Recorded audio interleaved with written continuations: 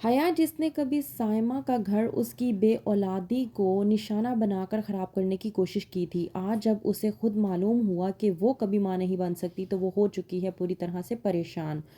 ڈرامے کے next episode میں آپ لوگ دیکھیں گے کہ سائمہ جو کہ چوری چھپے حیا کی تمام تر باتیں سن رہی ہوتی ہے جب وہ ڈاکٹر سے بات کر رہی ہوتی ہے، جب ڈاکٹر کال پر حیا سے کہتی ہے کہ وہ کبھی ماں نہیں بن سکتی۔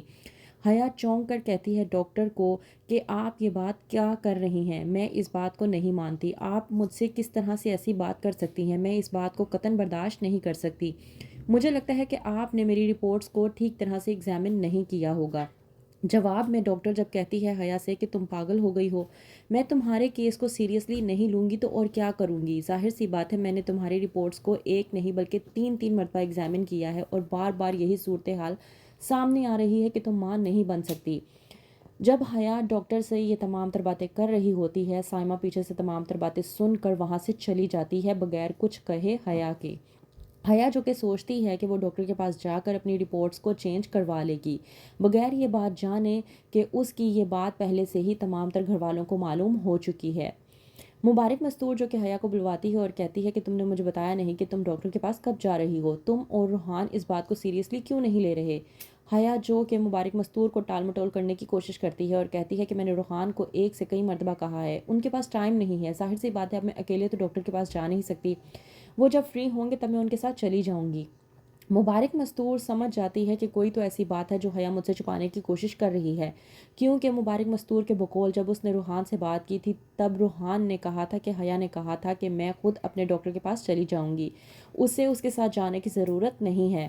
وہیں پر ارم، سائمہ اور رفت کو ایک ساتھ دیکھ کر حیا ایک بار پھر سے انہیں اپنا ٹارگٹ بنانے کی کوشش کرتی ہے، جب رفت کو کہتی ہے حیا کہ آپ لوگوں نے تو میرا کچن میں بھی جانا بند کر دیا ہے، جب کہتی ہے رفت کہ ایسی کوئی بات نہیں ہے، تمہیں ایسا کس نے کہا، تو وہیں پر جب حیا سائمہ پر ایک بار پھر سے الزام لگانے کی کوشش کرتی ہے اور کہتی ہے کہ یہ آپ کی پیاری سی معصوم شریف سائمہ بھابی نے، تو اس بات پر سائمہ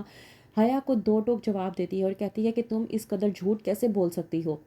وہیں پر رفت، سائمہ اور ارم حیا کا مذاق اڑاتے ہوئے وہاں سے چلے جاتے ہیں کہ حیا کو سمجھ نہیں آتی کہ یہ آخرکار کیا کرنا چاہ رہے ہیں، جبکہ حیا اس بات سے انجان ہے کہ سائمہ نے رفت اور ارم کو بھی بتا دیا ہے کہ حیا ماں نہیں بن سکتی۔ کہتی ہے سائمہ ارم سے کہ خدا کی لاٹھی بے آواز ہے، دیکھو اس نے میری بے اولادی کا مذاق بنانے کی کوشش کی تھی اور اسی بات کی وجہ سے میرا اور زرار کا گھر برباد کرنے کی کوشش کی تھی، اور یہ آج یہی بات اس کے اپنے سامنے آ چکی ہے اور اسے اس بات کا احساس تک نہیں ہو رہا۔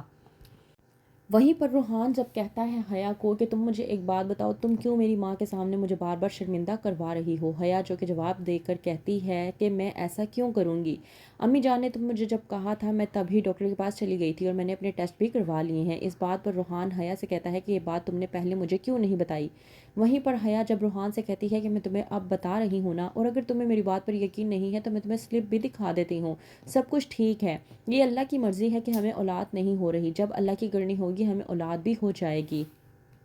اگلے روز حیا جب ڈاکٹر کے پاس جاتی ہے اور ڈاکٹر سے کہتی ہے کہ آپ کچھ کر کیوں نہیں سکتی، تو ڈاکٹر جب حیا کو جواب دے دیتی ہے تو وہیں پر حیا ڈاکٹر کو اعتماد میں لے کر کہتی ہے کہ آپ میرا ایک کام کر دیں کہ آپ میری رپورٹس کو تبدیل کر دیں۔ ڈاکٹر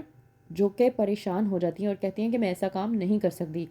لیکن حیا ڈاکٹر کو فورس کرتی ہے اور کہتی ہے کہ یہ میری زندگی کا سوال ہے، تو کیا ہوگا، کیا واقعی میں ڈاکٹر حیا کی باتوں کو مان لے گی؟ جاننے کے لیے دیکھتے رہیے ڈرامہ سیریل حیا۔